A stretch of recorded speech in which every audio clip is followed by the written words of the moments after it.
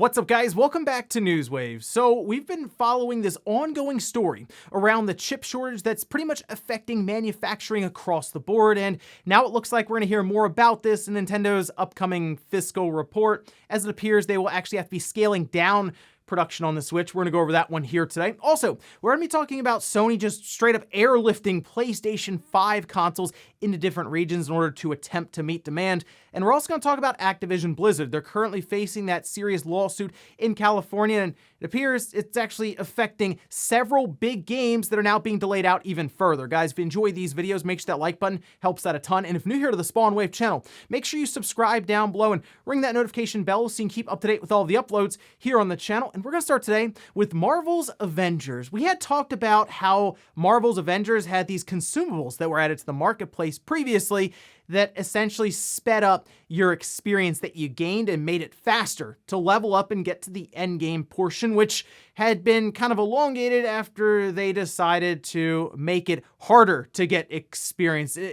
Obviously, from the outside, it looked like they were doing this in order to promote these consumables that they had added. Well, it looks like they've heard enough backlash around this and they're walking it back. We can see this over on Twitter, where they say, "We apologize for not responding sooner to your concerns about the addition of paid consumables in the marketplace. We introduced them as an option for an evolving player base and did not see them as pay to win since they don't offer power directly. After considering your feedback, we have decided that by the end of today, we will remove Heroes Catalyst and Fragment Extractors for purchase.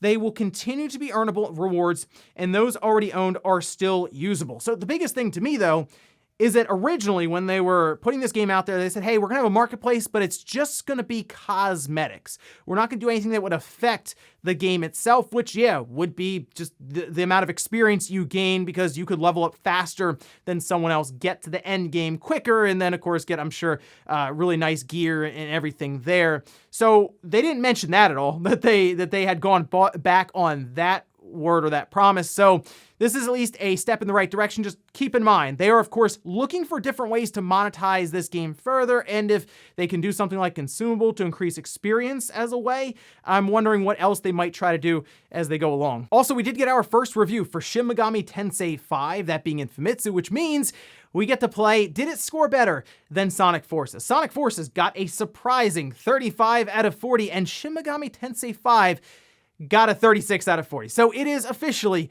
1 point better than Sonic Forces. We can see this over on Persona Central. They went over some of the different points that were written up by Famitsu. So I'll link to this down below in the sources if you want to read through them, as there were impressions as well as how long the game will take you to beat, which it appears that the story is 50 hours. That's pretty good. And in fact, it appears that being able to complete 100% of the game is around 100 hours. That is, yeah, it's quite the game. That'll take a while to get through, but that's kind of what you expect with some of these different JRPGs, like a Shin Megami Tensei style game, a game that you could spend quite a bit of time going through. But they did mention that battle is full of tactics, exhilarating, tons of tension. They even like the otherworldly interpretation of Tokyo, that being one of a kind. They did mention, though, navigation can be difficult to understand, but even just wandering around is fun. So I'll be checking this one out. I believe it comes out in a week and a half, and there have already been some previews and impressions posted up online. I believe OJ did one, so make sure you check that out if you're curious about the game, but looking forward to Shin Megami Tensei 5. Oh, and we, of course, had that Nintendo 64 controller introduced by Nintendo alongside of the Nintendo Switch Online expansion pack, except it's been a little difficult to get these things. I did manage to get an order in, so we will be eventually checking this controller out here on the channel. I'm excited for that, but we can see this over on the page for it set up on the store.nintendo.com site.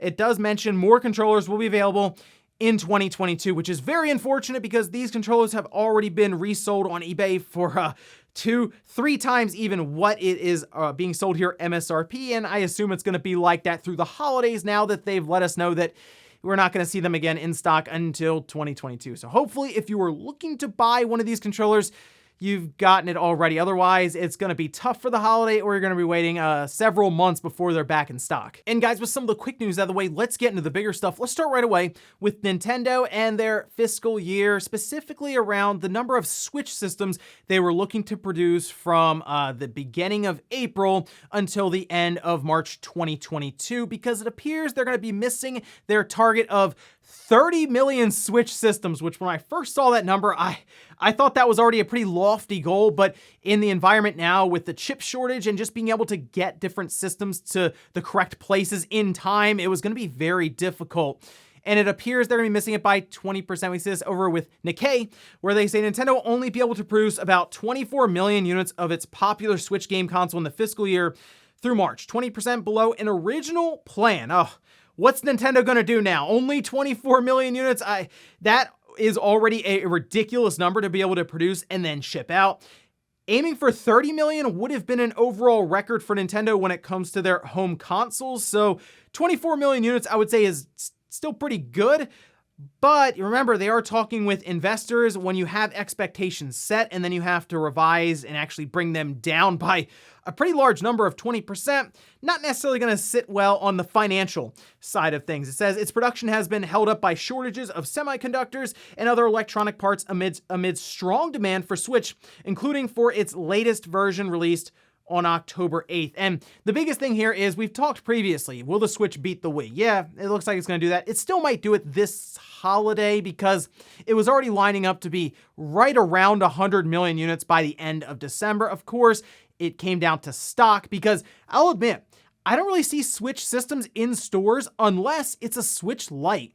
I seem to see Switch Lites on store shelves quite often, but not the red box Switch and certainly not that OLED Switch. That's the biggest thing I think Nintendo is running into now is just the overall stock. I bet you they could have already outsold the Wii if they were able to produce more of these Switch OLED systems because those just flew off store shelves. I mean, it is pretty impressive just how in demand the Switch continues to be despite it coming out back in 2017, like the beginning of 2017. So while the chip shortage is obviously playing a role here, Nintendo does seem at least aware of this problem as the president of Nintendo, Mr. Furukawa, had talked about this in different interviews that it wasn't necessarily an issue right then and there, but it was something that could play an ongoing role in their production expectations if it continued. And it looks like we're going to be facing this chip shortage, or at least the results of it, over the next 2, maybe even 3 years. So unfortunately, that appears to be something that is a big roadblock for Nintendo if they're going to try to pass the PS4 or even the PS2. Certainly the Wii appears to be just about done, but going beyond 100 million units is something Nintendo hasn't really ever done much for their home consoles. It looks like the Switch was poised for that, and it still is, but could be just running into overall situation when it comes to parts, which is not normal necessarily, especially with what we're seeing currently. So we'll find out more from Nintendo here pretty soon, as Nikkei, I'm sure, found out about this, as we are coming up on Nintendo's report to investors, I believe in the next couple of days. Next up, let's talk about Sony actually flying in PlayStation 5s to the UK in order to meet demand. We can see this over from The Sun, where they say 3 jumbo jets loaded with PlayStation 5s land at Heathrow as Sony races to restock shelves in time for Christmas. This is not new necessarily. Nintendo did this as well. I think in like the first year of the Switch, they actually flew Switch systems in to different parts of the world just to bypass all the logistics around just getting it places. Seriously, air delivery is faster, but more costly. However, it makes sense for someone like Sony who is trying to meet demand for the holidays, as the PS5 is still flying off store shelves, impossible to find. Whenever they go up online, like Walmart has had some just disastrous restocks for the PS5 where their website crashes, it's impossible to get one, and then I'm sure bots come in and just pick all of them up. But what this tells me is that, yeah, the PS5s, it's going to be one of those holidays to find that. In fact, I checked on eBay and it appears that the prices are actually going back up. And that's something I expected to happen as we get into the holiday season. There's gonna be more buyers, people who wouldn't even be buying a PS5 for themselves, but for someone else to give as a gift, which means there's just gonna be heightened demand around a supply that was already struggling and could be actually getting worse, as we had just talked about the chip shortage with Nintendo. Even the Switch OLED has spiked in price, over $500 I'm seeing for several sold listings on that system, and over 1,000, even 1,100 for the PS5. For just a month or two, we were down nearly to $800. And I expect these prices to continue rising as we head through December, and seeing Sony just try to airlift and get PS5s in any way they can lets me know that, yeah, supply is going to be a bit of an issue here over the next couple of months. Next up, let's talk about the next big release on the Nintendo Switch eShop, and that is Popeye. Yeah, there's a game coming out for it. A lot of people haven't heard about it because, well, let's take a look at some of the screenshots for it. It's coming out tomorrow, November 4th, and the price is set at $12.99. And I noticed the publisher is Sebek. I believe that's how you say it. And that sounded familiar. And, well, they are the ones who did Calculator. They also did Xylophone and like some spy trap one where I believe it uses like the IR sensor on the Joy-Con. Basically, the games they do aren't exactly, we'll say, high quality, and it appears that this official title for Popeye might actually be their biggest, most ambitious title yet. I will at least say that, although Calculator, close second. But looking at the screenshots here, yeah, it doesn't look great. I mean, this might be one to check out if it's one of those situations where it's so bad, it's good, and based on just the texture of the ocean, which appears to be, well, just blue, I guess. It might be one of those. So I'll be curious if anyone decides to look into it with the review. Maybe we can get RGT to do this. Although he already probably will have to play Balan Wonderworld. So I don't know if I want to put him through Popeye as well. It's just an odd thing that somehow Sebek ended up with this. Did they show up to the, I guess, the rights holder and they were like, hey, we should do a Popeye game? Check this out. We made Xylophone and then, hold on, we also made Calculator, so, I mean, where do we sign? And in our last bit of news, let's talk about Activision Blizzard. We had previously gone over the entire lawsuit that the company was facing in the state of California, which is pretty rough overall. Make sure you check that out just so you can get all the details there. But yeah, not a great situation all the way around, but we figured it would probably affect some of the games that were in development, as well, many developers, of course, have to at least come together to create these games. And even then, in a perfect setting, it's a miracle that some of these games even get out there. Well, we can see this over on GameSpeed, as it does look like there's another shakeup at the top for Blizzard. Says Activision Blizzard announced today that Jen O'Neill is stepping down from her role as Blizzard co-leader, which she started in August along with Mike Ybarra. Remember, they both came in after J. Allen Brack had departed as Blizzard president. That, I believe, after being named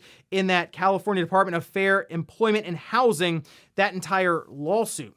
Now, it does appear that several games are being affected by this. They did have to put out a statement to investors with this slide here that was titled Update on Our Pipeline. At the bottom, you can see a bunch of logos, which does include Diablo and Overwatch.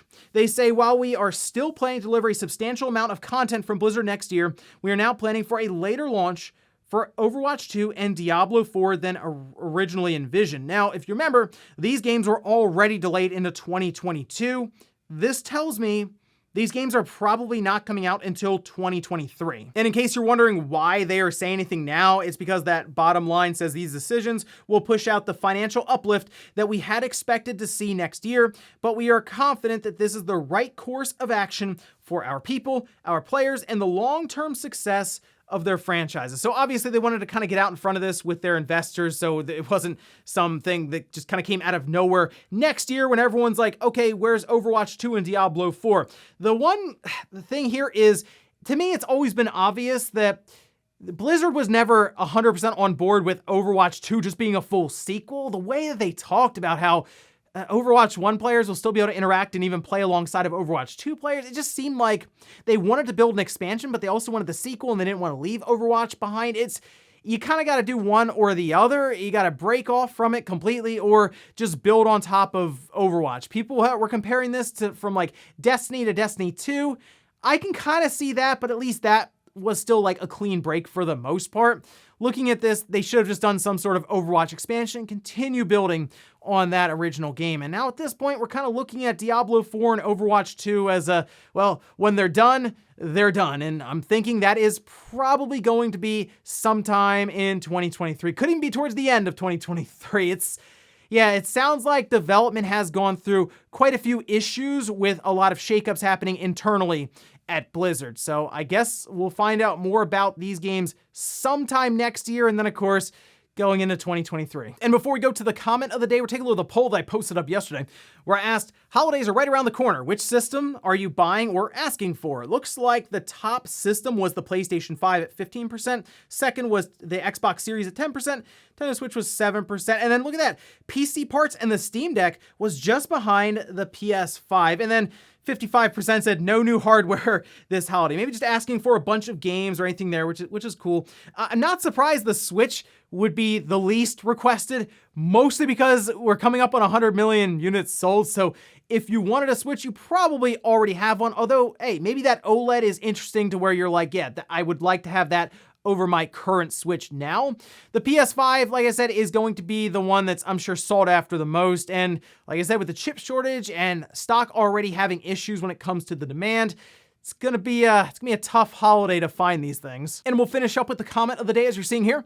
This is from Giant Monster Aftermath saying, not sure if it counts, but I bought Crackdown just to get access to the Halo 3 multiplayer beta. You and everyone else, it seems. I remember when this happened, because I was at GameStop at the time. You bought Crackdown, and you would get into like this beta that they held for Halo, which was, it was a good strategy by Microsoft to sell Crackdown. It was a new franchise, obviously, at the time, which has gone on now to have Crackdown 3 that, well, they made Crackdown 3, but Crackdown, the original one, actually turned out to be a fun game. So it was kind of a win-win. But the biggest thing here was people came in, they bought Crackdown, took it home, played the Halo beta, and then brought it back. Like every time. So many returns for Crackdown the day after that beta had ended. And the people who bought it used, of course, were able to return it, but people who bought it new were not too happy, is what I'll say. But, I mean, they at least got a good game out of it at the time with Crackdown on the Xbox 360. But yeah, this early access stuff has been going on for quite a while now that you've reminded me of that. And ladies and gentlemen, that's good to hear for Newswave. If you enjoyed this video, guys, hit that like button, really helps out. If not, hit the dislike, leave comments down below about everything we talked about here today, where Nintendo seemingly missing expectations for the Switch of 30 million units. They're only gonna make 24 million. Let me know if that's it for Nintendo and they're doomed. Also, what about Sony flying in PlayStation 5 systems? Are you gonna be looking for one of those this holiday? And then Activision Blizzard going through a lot of stuff right now with that lawsuit. Are you disappointed to hear that Diablo 4 and Overwatch 2 could still be years out? Thanks guys for watching, and I'll see you next time.